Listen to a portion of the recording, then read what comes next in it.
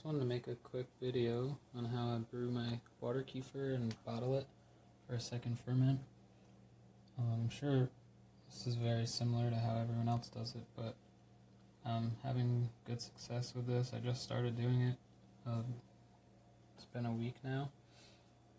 This is already my fourth bottling. I got kefir grains from Sun Kefir from Florida. They're really healthy grains and they activated right away. So what I do is I have it set up next to a salt lamp to keep it warmer. It stays around like 77, 78 right here.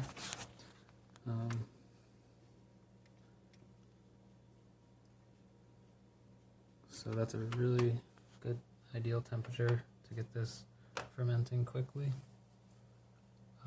Yeah, like I said, every day it's been ready. You can see it bubbling. This was done yesterday. So it's ready to bottle now. So what I do is, well, first, before I even start flavoring or thinking like bottling, I prepare the liquid for the next batch, which I just started using sucanat, which is like the least refined sugar you can get. It's basically like it says here.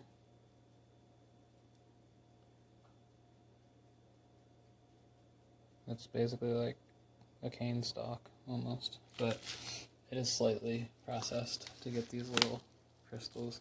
So it still has the molasses in it, which the grains like for all the minerals in it. I also just put a sprinkle of this potassium in there because they like minerals. So, and our water is reverse osmosis. It does have a remineralizing filter, but I just figure it can't hurt to add some potassium in there. You don't have to, but that's what I do. Yeah, so I just prepare the liquid. I don't know, I've heard that you shouldn't let the kefir grains contact directly with sugar. So I let it dissolve in here first and stir it up good. And then I just take my bottles, fill them about a fourth of the way with whatever flavor I want. This is going to be pineapple, ginger, lime. And when you're doing kefir, you need a plastic strainer. It doesn't like metal. So I have this funnel, which just has a little strainer that clips in there, which has worked well. So I just pour it in. One thing I do, because the funnel likes to create a kind of a suction and it doesn't flow through well unless there's some air coming in. So I just take 2 toothpicks, stick them in there like that so it stays up, and then I can just pour right in. I fill them, you can fill them up to here, but you got to be very careful with these bottles because the pressure does build up in them, and if you don't burp it every 6 hours or 8 hours, you're going to have a mess when you open it if it sat for a day or two without burping it. So just be aware of that. There's ways you can open it without it exploding everywhere. You can put a plastic bag over the top and put it in a bowl so it collects anything that fizzes over. But yeah, these bottles keep it all in, so just burp it. Yeah. So I pour the liquid from here into here, straining out the grains, and then, if you want to be safe, you can just fill it like up to here. You still may have some fizz coming out, so just be careful. But yeah, and I fill them up. I let them sit right next to the light also for another day. At this temperature, a day is fine.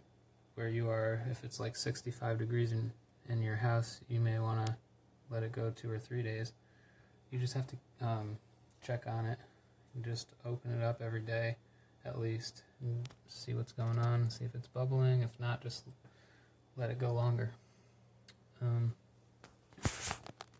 That's basically, yeah, so that's basically how I do it. You can also use, like, I have a growler here. I'm using this because I ran out of space. I put this one right in the fridge after I bottled it because I didn't want it to be super fizzy and create a bomb like some of the ones I have made in the recent past have. But I'm learning to avoid that. You just need to burp it regularly and just check on it and make sure it's not super fermenting too fast. And always, to be safe, you might as well just put a plastic bag over it when you open it and keep it in a container so you're collecting anything that does fizz out, because there's always that chance. But yeah, hopefully this helps someone. Let me know in the comments, like, and subscribe. Thank you. One more quick thing I want to mention is just the recipe I use to make this liquid, that the kefir grains culture, is a 1/4 cup of sugar to 4 cups of water, and then this is just doubled that. So yeah, very simple. That's all you need to do to make kefir.